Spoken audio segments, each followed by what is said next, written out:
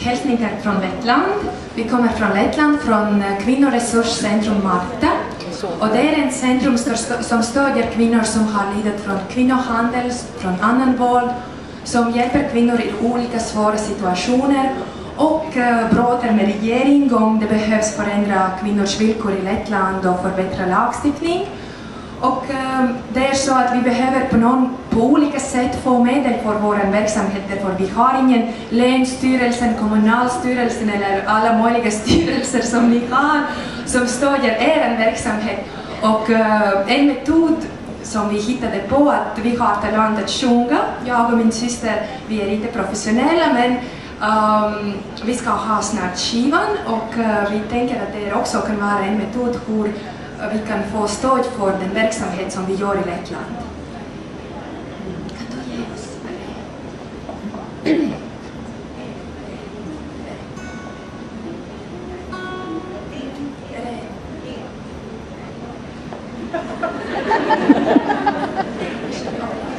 Vi får se om det blir det.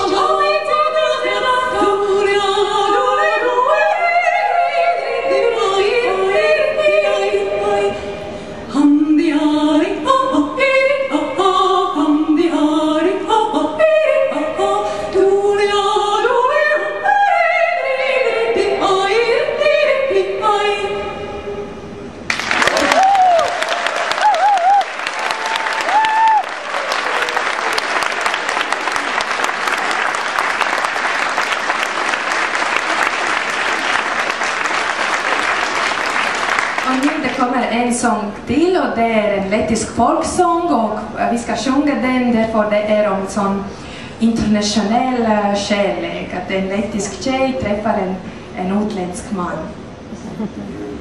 Ai, tazala leidiciņā nāc ar mani spēlēties, tralala, tralala, tralala.